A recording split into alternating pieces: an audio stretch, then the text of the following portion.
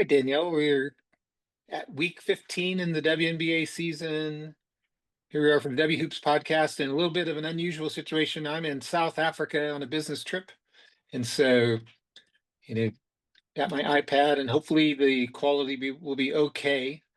But so we've had, since our last podcast, our timing's off a little bit because of my travels. So we're gonna have to go back a bit with three games since we last talked. Um, Against Washington, against Connecticut, and against Minnesota. And yeah, unfortunately, Indiana went 1-2 this over that stretch. And I said, in our last podcast, I really thought they needed to at least go 2-1 and win the against Washington and Connecticut. So tough loss to Washington to start this stretch of games. Yeah, it was just rough the whole game. They couldn't really get into a rhythm. One of the announcers said the offensive rhythm has been flummoxed, and like that was a good description of it. It just wasn't. They could never get anything going. Um, they missed some easy shots. At one point in the third quarter, they were 4 for 8 from the line in a tied game, and like you just can't make those kinds of mistakes when you're so shorthanded and in close games. So that was a rough loss, especially because now Washington feels like they're totally tanking, but they got one win over Indiana and now they're just losing the rest of their games against bad Yeah, teams. So that was an unfortunate one to lose. that one I felt like they needed to win that one. And I didn't get to watch that. I think I was in transit to South Africa. So just looking at the box score, the thing that stood out to me was Kelsey had an off shooting night, and it's tough with Caitlin's still out. We've had a lot of role players step up as third scorers, but we really need to have Aaliyah and Kelsey to both have good offensive games for Indiana to Mhm. win. And Kelsey just had an off shooting night, which happens to all of us. Any basketball player, it happens. And I think that was just looking at the stats. That was the difference. She was 6 for 19, and Yeah. if And she has a she had 9 assists, which I think was maybe a career high for her, but yeah, you can't really survive 14 points from Kelsey when you don't have Caitlin and no one else besides Aaliyah had 20 points. So the yeah, next yeah, and so highest was 11. Sophie or Lexi didn't go off from three or something. I mean, the third role player really didn't step up either. So, but yeah, you really need to have 45 to 50 points from Boston and Mitchell if the third role player doesn't step up and get 15 to 20. So, yeah, that was a tough loss. And then the next game against the Sun, it was a win, but It a was tougher Lexi. loss in the Sure, game. Sophie got hurt, so that is really tough. And I want to say it's an MCL sprain or I something, think that's what I tear, read. Yeah. which is like a 3 to 4 month recovery. So not the worst of like a knee injury, but just really brutal to see another player go down. And especially she had been playing so well and really making a big difference. Yeah, tough for her. Really a great season for her. I mean, she struggled a little bit at the beginning of the season because she had that ankle issue, Mhm. but she got rolling. The past 6 to 8 weeks has been playing great basketball, and yeah, it's just a shame to see it has another season in ending injury And really, for the their other Fever. point guard, like she's kind of before they got Sims, it was kind of like Sophie is kind of the default point guard when you are missing all the other point guards. So just really bad luck for Indiana guards this year, professional Indiana players, with Halliburton and then Caitlin and then Sydney and Ari and now Sophie. But it was really an incredible game. Like it looked ugly and it felt like it was going to be one that got like just a brutal loss. You can't drop a game to Connecticut when you're fighting for a playoff spot. But just a really impressive comeback. They had a 21 point deficit at one point. Howard had a great game. Um, she was keeping them in it at the beginning. And they were down 14 with just 6 minutes left. And then Sims had a nice pass ahead for a Kelsey Mitchell three in transition. They got it down to 8 with 5 minutes. They got a Lexi three. Sims was being effective. She was driving. And then the refs got involved, of course, and there were some bad calls. And they tried to call two fouls on Lexi, and both of them got challenged and overturned So like it was just kind of a weird game, but Mitchell was huge. They got it down. I think it was they were down three with under like a minute and a half to go, and Kelsey went to the basket, which I liked. Instead of just chucking up a three, she drove to the basket, got an and one. Um, and then again, Connecticut got back up. They did a quick basket. Boston scored. And then they were tied. Lexi had some straight up defense on Mabry. So it was just a good effort from everyone, impressive comeback. And then Mitchell in overtime was just great. Um, so Turner contributed also. She started in overtime. I don't think Howard played at all in overtime. And she had a nice assist to Lexi for a three. So yeah, it ended up being a fun game. And it was just nice to see him come back and yeah, in a tough game where they're shorthanded and lose Sophie pretty early. Yeah, I mean, Kelsey ended up with 38 points, 11 from 22 from the field, 11 from 12 from the free throw line. So, a good bounce back game after a tough shooting game against Washington. Um, but here's a thought. Indiana fans need to chill a little bit on this whole injury thing, and people having some hot takes on the internet that uh, Bria Hartley tried to hurt Sophie. I mean, Sure. that play was obviously he was just making a basketball move, trying to go for a shot and change it to a pass when the help came over. You're not trying to hurt somebody when you're doing that. And there were some just ridiculous takes on the internet that is intentional. Yeah. No, and I think Sophie even said that it wasn't, and she's friends with Bria Hartley, and yeah, that was nothing. There have been Connecticut, and you're not going to put it past Connecticut to play dirty sometimes, but that was just a basketball play. Yeah, I mean, fair enough, but I mean that wasn't even close. I can't even imagine that that came into anybody's mind that that was intentional. That was just somebody making a pass after they she changed her mind because help came over. Thought she was going to take a shot, and she adjusted and kind of got bumped a little bit, I think, going in, and she just fell.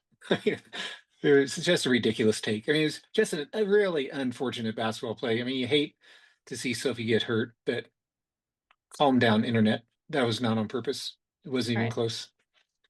Yeah.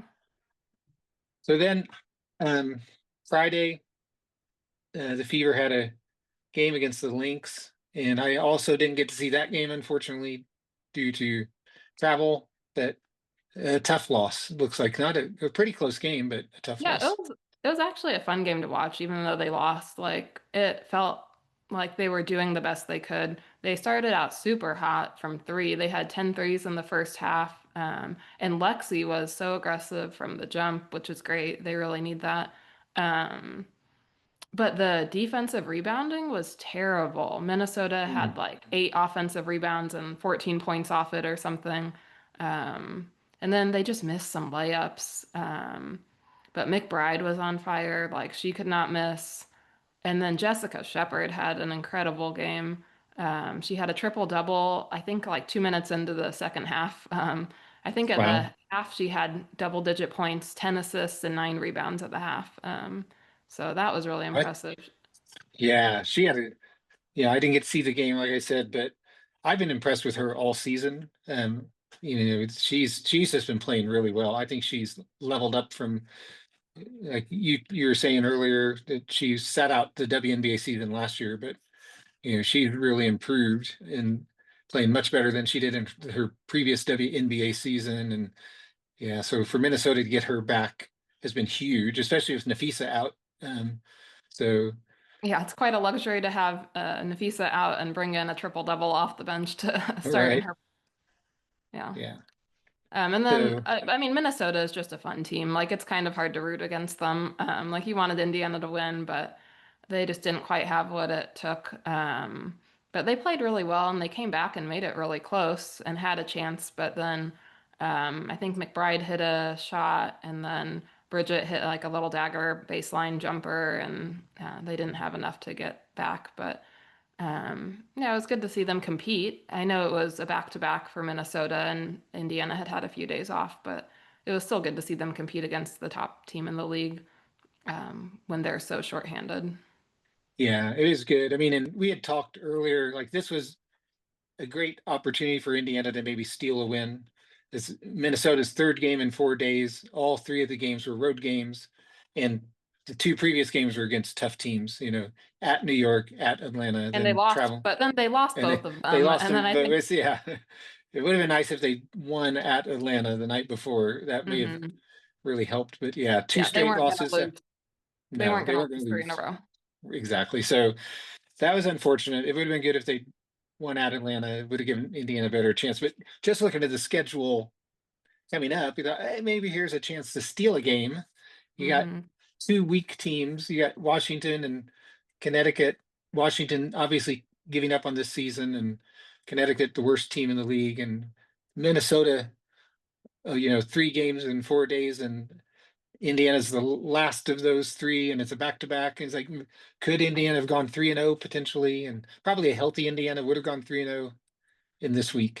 So it's unfortunate with all these injuries, because this was, Even healthy without Caitlin, I think they would have gone 3-0. If you had yeah, Sophie, if you had exactly.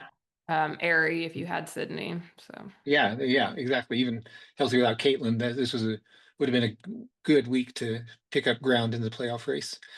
Instead, they went 1-2, and the standings are really interesting right now. And you had I think Minnesota's clearly at the top, yeah, and I then you think they kind of almost mathematically impossible for them to. They're 6 games it's ahead, and they only have 8 games left. yeah, it's not quite mathematical yet, but it's real. Practically, they've Hmm. clinched the number one If seed. they win But 2 more it's games, they've clinched it. Yeah, so yeah, their magic number's two. So they're going to get it. They're not going to go 1-5 or whatever. So they're going to win. Then you got 5 teams, I think it is, bunched up within, or is it four four teams teams? behind Four them. Yeah, teams within one game of each other, battling. So you got 4 teams battling for the other three first round home playoff spots, and then those 4 teams. So that's 5 teams that are in the playoffs, definitely, right? Those five. So then you have 4 teams, I think, battling for the last 3 playoff spots with one games in the loss column. Indiana's got 17 losses. Seattle, Los Angeles, and Golden State all have 18 losses. So it's going to be those 4 teams battling out for the last 3 playoff spots over the next few weeks here. So yeah, and it seems like Los Angeles and Seattle probably will make it. Los Angeles is finally healthy. Rakia Jackson, we watched Paige Becker's 44-point game, and Rakia was so good. Um, and they just have they're so long and athletic. Offensively, they're really hard to defend. They're not a great defensive team, but they're good enough offensively to make up for that a lot of the time.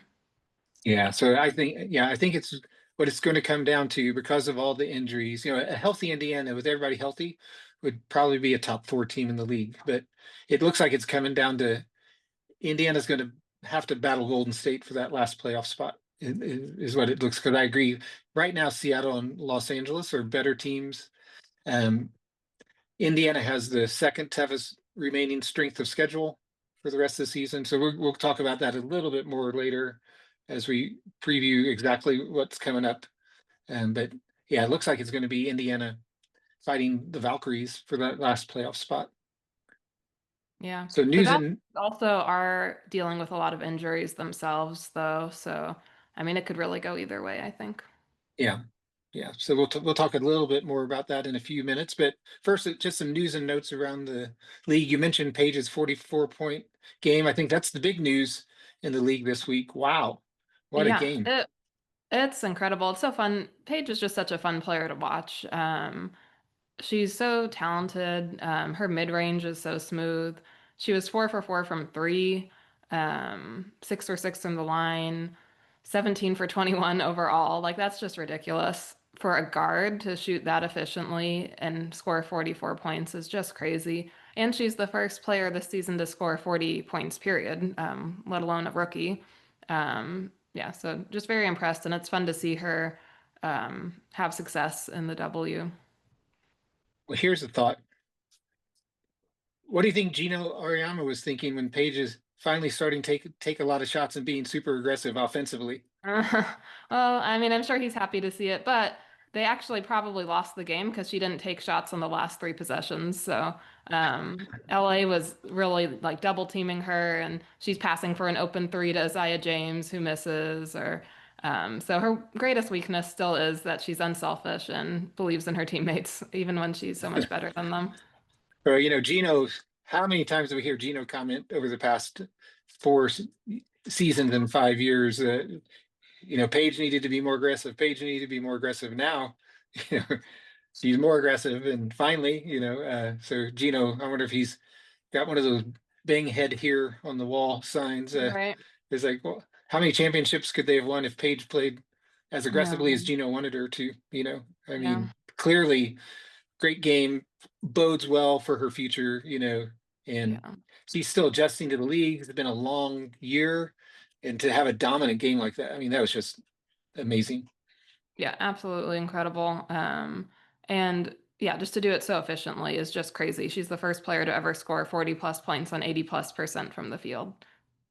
Yeah, yeah, a historic game. I mean, really, literally And a not historic easy game. shots. It's not like she was getting layups all game. And when she was getting layups, they were contested and tough. And yeah, Yeah, she, her I think she's a mid-range game top was on. 10.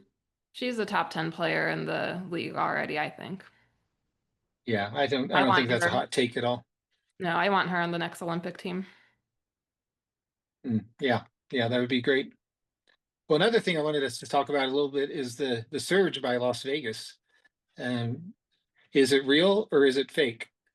So, yeah, they got crushed by Minnesota, a historic loss, and now they've won 9 games since that, embarrassing defeat. So, what do you think? Is that real or not real?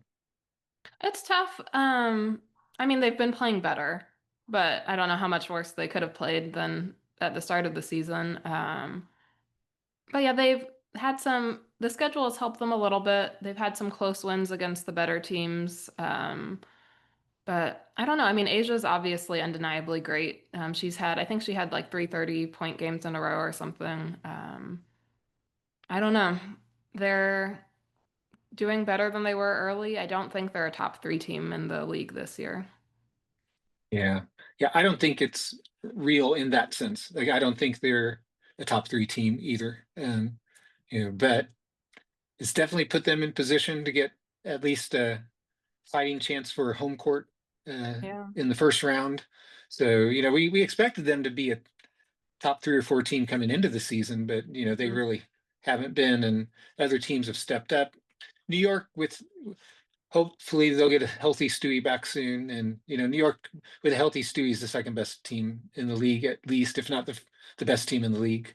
So, I think it's still going to be New York and Minnesota, but Las Vegas is at least making some noise finally after just a mysterious start to the season. We've talked about this on multiple podcasts, like what's going on with the Aces, and was was Natalie really a better coach than Becky? And we've touched on these things, but it looks like they've got their footing. At least they're playing much better than they were earlier in the season. I still don't think they're championship level team this year, but at least they're a top half of the league team Yeah, and for shout out sure. to Melissa Smith. She's made a difference, I think. Having an offensive threat in the front court along with Asia helps. Because, yeah, Kia Stokes is a good defender, but has been a liability on offense for them. So that Melissa Smith pickup was a good move, it looks like. Oh no, we were wrong. That's embarrassing to admit. All right. Well, we'll see. Well, we'll have to keep an eye on that. I'm not sure, saying that Melissa Smith is great, but it's better. They did something and it's helped them. So we'll see. Okay. But we'll also see Fair who enough. that pick. We'll see who that pick ends up being. What pick did they give away? I don't remember what pick. Yeah, we'll have to follow that and see uh, what Dallas gets out of it. Is that Right. So, but I yeah? guess so for in terms of how they're doing this year, it's looking like a good move because they've recovered this season, but they're not going to win this season. So long term, is it still a good move or not? But in Yeah. terms of, I think the thought process probably is you got Asia Wilson in her prime. You want to yeah, give yourself a chance to win when you got Asia Wilson in her prime, and a draft pick later is worth less to a team like Las Vegas than it is to a team like Dallas, right? I mean, it's a smart move by Dallas, and we'll see.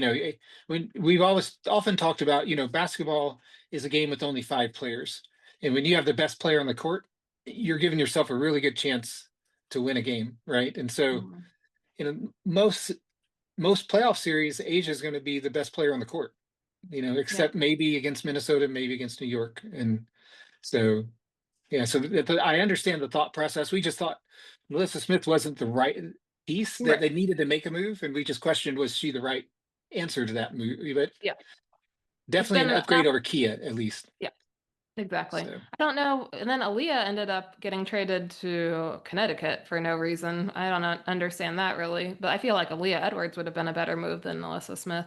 But that was like it came out the yeah, next day after that trade that she was being shopped potentially. yeah, yeah, yeah. Well, that would have been nice for Leah. That would have been fun to see her playing Yeah. with the Aces. Um, I think one other topic we wanted to touch base on is, does it take a MVP to win a championship? You brought up this question, and we did a little research. And do you have to have an MVP to win a championship in the WNBA? Yeah, and basically, yes. Since at least 2009, every team that has won has had at least one MVP. Yeah, and it's not necessarily the MVP that year, Hmm. but someone who's won an MVP either that same year or in a previous year. Hmm. Yeah, if you go back last year, New York had Stewie and Jonquel, so two MVPs, and Sabrina's the kind of player that will be in MVP conversations, whether or not she ever wins one. Um, then the two previous years, Vegas with Asia, of course. The year before, Chicago won. They had Candace Parker. Seattle the year before with Stewie. Washington before that with Elena Deladon, and you go back and pretty much, yeah, everyone had at least one Everyone. MVP. Yeah, everyone from at least 2009. We didn't look past then. So, but every team, you have to have an MVP historically to win the championship. So Minnesota needs for Nafisa to win the MVP this year, evidently. I guess so, but you could really argue she could have, if Asia hadn't been so crazy last year, Nafisa would have won last year. Um, but Asia was just on a tear. And then this year, whether or not she wins MVP, she certainly deserves it. I don't know if, I hope the voters aren't going to be crazy and give it to Alyssa Thomas just because she's racking up triple doubles. But Nafisa certainly has deserved it the last 2 years, and played like an MVP. So we'll see. Yeah, well, speaking of crazy voters, here's a thought. Why in the world did Diana Taurasi only win one MVP award? That's crazy. Voters are terrible. But honestly, that was the last 2009 is the last time a guard won MVP, which is just crazy. I mean, the bigs have dominated the WNBA, and if you think of the greats, you think of Stewie, you think of Asia, you think of Deladon, you think of Maya, who's more of a wing, Candace Parker, but that's just crazy. She was a top player for 2 decades in the league and won one She's MVP. Everybody would say she's the GOAT. Yeah, And there are multiple players who have more MVPs than her. yeah, Voters are crazy. And it's absolutely, if Michael Jordan had retired with one MVP, people would have said, take away all the votes from anybody who's voted for the past 20 years. Like, it's right. just stupid that Diana And she Taurasi only won. has one MVP. It's not like she didn't win. Usually the MVP goes to the best player on the best team. Sometimes that's how it ends up. She won three Right. times in Phoenix and was only MVP once. Yeah. It's just crazy. So, yeah, voters do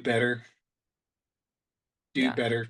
This year, make the right choice. Nafisa for MVP. Don't be stupid like you've been in the past. I think Maya was only MVP once as well, which is insane. She literally came Yeah. in and won a champion. She won a championship every other year from the day she entered. She won her first year, then every other year. and then that was it. She was done, but I don't know how. It's just crazy. Yeah, voters need to do better. The WNBA voters are almost as bad as the WNBA refs, it seems. So Yeah. yeah, hopefully Nafisa will win this year. And as we've said multiple times, we'd like to see Indiana win. We know that's not realistic this year, so we'd like to see Minnesota get it this year, and then Indiana can dominate the league for the next few years after that. Yeah, there you go. So, Who would who would you like to see Indiana return next year? well, everybody's a free agent except the rookie contracts, right? Right. So Well, you have Kelsey Caitlin, Mitchell. of course, yeah. So, so we have Caitlin and Aaliyah are on rookie contracts, so they're coming And back, and Timpson. Timpson is on a rookie contract. And are those the only three players on rookie contracts on the Yeah. roster? Okay, so I would say Kelsey Mitchell, we should bring her back after the year she's had. And the second half of the year with Caitlin, they figured things out. So definitely Kelsey. I would like to see them bring Sophie and Lexi back as well. Um, and, unless they can find somebody else in free agency who's a better power forward, I'd like to see Howard brought back also. Yeah, I would add Aerie to that list for me. And I would like to try to upgrade Howard if possible, just because she is getting a little bit older, but it might not be possible. She's really good. And I don't know how much movement there will be among the top power forwards in the league. Um, I think a lot of them are kind of where they want to be. But yeah, I think that's a good list. I like Dantas, but she's been a little bit inconsistent this year. So I don't know if you go a different direction next year. Yeah, I would be happy if they could find another backup five besides Dantas. Man, how about getting Jessica Shepard Oh instead of man. Howard? I would love to do How if about they could if steal they Jessica didn't, Shepard. how about if they hadn't ever cut Alana Smith and they still Oh, I had her? know. Every time I watch Minnesota play, I think about that. I really like her game a lot, and She's so you know, good. she can stretch the floor well enough. She's not, a great shooter, but for a big, she's a good shooter, and you got to respect her shot. She's a good Better than defender. Stewie. Yeah, well, Stewie should never take a three again, as far as I'm concerned. But she's so great at everything else. She doesn't need to be spacing Yeah. the floor, So I don't know why she takes threes. She's not good at it, which is a little bit of a mystery because her shot mechanics are great. She's a good free throw shooter. I don't know why Yeah. she's so bad at threes, but yeah, no, yeah. I mean, I don't know who, what um, player would want to leave their current situation to come join Indiana. Howard's good enough. I mean, he is getting older. Hopefully, Timpson can transition into that role in the medium to long term. But I don't think next year Timpson is ready to be a starter. Hopefully they'll increase her minutes though, and maybe phase Howard out. But Howard's been great. I really like her, and I hope they bring her back. Yeah, she's been good. And yeah, I do think like the goal would be for Timpson to take over that spot. And Timpson just has so much potential. She's so young and athletic and long. It'd be nice if maybe next year it's like she's playing 15 minutes and Howard's playing 25 and kind of move towards that long term. Maybe they could bring Mackenzie Holmes in to work with her on post moves. Get There you Timpson. go. If Timpson had the footwork and post moves of Mackenzie Holmes, she'd be unstoppable. Yeah, So, there you or if go. Mackenzie Holmes had Timpson's length and athleticism, right? Or just have her spend the summer on the IU campus with or the off season with on the IU campus with whoever the post coach is at IU. Yeah, yeah, because yeah, that would be great. So, yeah, I think that's a great question. Yeah, Ari McDonald probably is also that's probably smart to bring her back. I don't You need another backup point guard, and she just fits the system really well. I mean, that was a great pickup. So Yeah. unfortunate that she got hurt. Yeah. But yeah, that's a good point. So I think that would be kind of the core of the roster. How many is that we That's a listed out lot. Yeah, now? that's the three rookies, Kelsey, Lexi, Sophie, Howard, And Ari Harry. So that's and eight. 10, yeah, eight. So that So would we leave don't, you four roster spots, well, hopefully depending. they're increasing the roster spots to at least, they have to. There have been so many injuries this year. They better increase it to at least 13. Um, Yeah, well, you and I have talked about I think we've talked about this, saying before they're expanding the league, they should have expanded rosters before they expanded the league so aggressively. I mean, Claus, Golden State, fine. That's been a good addition to the league. The fan base is great there, and the team seems to be well run. But just take a minute and expand the rosters. That instead of but the owners don't get money in their pockets by expanding the rosters. That's a cost, not a cash in. So they make a lot of money with the expansion fees that teams pay. So it's all driven by money. Yeah, it's really too bad. I hope they get, I think they should do at least 13, but also change the hardship rules to where you don't have to be down to 9 available players and play a game with only 9 to add another hardship player. That is a stupid rule. Yeah. What were they But thinking when they made that rule? yeah. But if you keep those 8 and then try to get 1 or 2 good free agents, and then I mean they Well, you might need a have a pretty backup good, five. yeah, they might have a good pick though in the draft. We'll see. Well, that can kind of segue us into their upcoming schedule and some of the things I wanted to talk about coming up here. So their next week, usually we just talk about the next week on the podcast here, but I want to talk about one extra game in the following week. So this upcoming week is going to be important. They're playing at Minnesota, which I'm expecting a loss. But Yeah, Nafisa, I think Nafisa is potentially expected back that game too. yeah, I mean, then they're playing Seattle at home, at Los Angeles, and then the following Monday, Labor Day, playing at Sunday. Golden State. Is it Sunday? Yeah, Oh, you're in. my days may be off because I'm in South Africa. Yeah. So my all my days I just said maybe off. So Sunday, So Tuesday, Friday, Sunday. all my days are off. Yeah, by one day. So in South Africa time. So Sunday, Tuesday, Friday, Sunday. They played the best team in the league, and then they play the 3 teams. They're going to be battling for the last 3 playoff spots. Yeah, so So really really those 4 crucial games, stretch. that's gonna pretty much lock up the playoffs potentially. It's going to lock it up for Indiana. The other teams may have opportunities, but depending on what happens, and this is really a key stretch for them, or if they're going to be a playoff team or a lottery team. Yeah. And you and I have had this discussion. I just think it's time to throw in the towel and say super unfortunate season with all the injuries. Just too many injuries, because even if they make it in the playoffs, they're not advancing past the first round. Um, Right. Yeah, my before all the injuries, I was like, actually, maybe it's good if you slide down to 7 or 8, because our expectations at the beginning of the season were a top 4 yes, seed. And healthy, I think they would have been that this year, but obviously they haven't been healthy. But then as it went on, and they were still mostly healthy, but just Caitlin was in and out, and you think she's coming back. It's like, actually, if you slide down to like 6 to 8, because the first round is just the best of 3, it's probably easier to beat Minnesota in a best of 3. You're not beating them in a best of 7 series. What if you right. steal one game in a best of 3 series? You actually have a chance. Um, Yeah. I but mean, but it's But now Sophie's out and Aries out and Sydney's out. yeah, they're not winning any playoff series against any team right now. So it's unfortunate.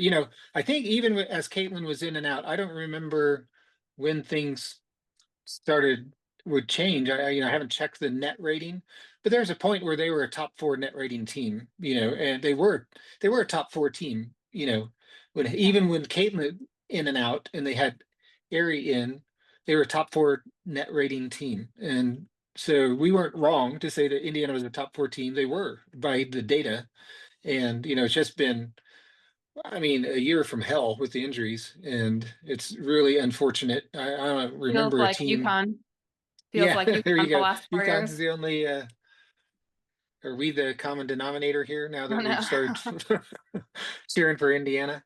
But yeah, just this stretch is important. I mean, if they can somehow win 2 of these 4 games, they've still got a shot at the um, at making the playoffs. But again, the players and coaches are never going to tank. It's the front office making decisions like, hey, we're not bringing the key decision. Are we bringing Caitlin back or not? And they're obviously talking with the medical people, talking with Caitlin how she's doing, but you can always make a decision as the front office to say, we're not going to bring her back this week, and even if she is doing well in practice, we're not going to play her. So that's how you tank, is by not bringing Caitlin back. Because as soon as you bring Caitlin back, this Indiana team is as good as Seattle or Golden State. I don't know. LA's seems to be our kryptonite this year. I mean, I just don't know if it's a matchup. Seems to be a bad Right. matchup. You've often said that this year. They're just long bigs who can shoot from the outside as well, and it seems like a matchup problem for Indiana. But yeah, this is going to be an interesting stretch, and beyond this week, even Indiana. We mentioned this earlier. They've got the second toughest remaining strength of schedule. The only team that has a tougher remaining strength of schedule is Washington, who's already, by their front office moves of trades, has indicated they're giving up on this season and just looking at the lottery. So yeah, of the teams still in the playoff race, Indiana has the toughest remaining schedule. Yeah. Yeah. And I think in a lot of ways, missing the playoffs would feel like a disappointment. But I mean, they've done a good job with what the cards they've been dealt and all the injuries. Yeah, no one can really be expected to win in that situation. So disappointing, but there's talent in the upcoming draft, and it doesn't hurt to get another young player on Caitlin and Aaliyah's timeline in the draft. Yeah, I mean, I wouldn't mind it at all if they make it into the lottery. I've been saying for a few weeks now. I thought it was after Caitlin got re-injured. I was saying I think it's time to tank, but again, the coaches and players are never going to tank. They're always going to give their full effort during the game. And this past week they did. It's just, they could have gone 2-1 easily if Kelsey had just had a little better shooting night. But off shooting nights just happen to basketball players. So yeah, it's going to be a really important stretch coming up here. And I think by the next time we talk, we'll have to figure out the podcast schedule here with me traveling back next weekend to Texas. But yeah, I think by the next time we talk, we're going to have a even clearer picture of are they a playoff team or not this year. Yeah, and I'm going to the Dallas Valkyries game tomorrow on Sunday. So that'll be fun to see Paige and see the Valkyries. But yeah, but there is a good chance that the Valkyries just can't hold on.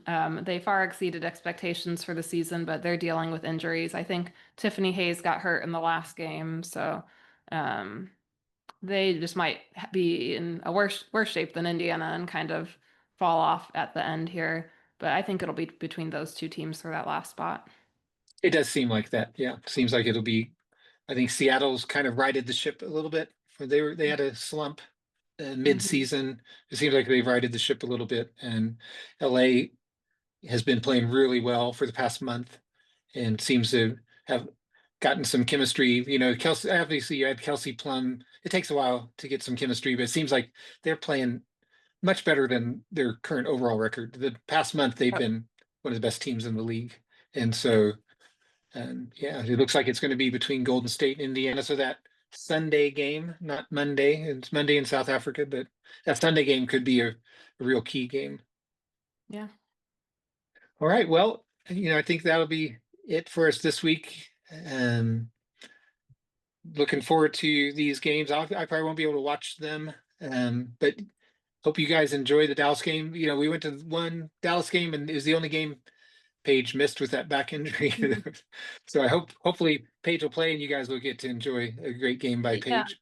They only played her 20 minutes in their 22 minutes or something on the loss yesterday or whenever. I think they lost. Yeah, last night they lost pretty badly to Seattle, and Paige only played 22 minutes. So I think they were just getting crushed and were resting Paige. So I'm hoping that she'll be playing Sunday.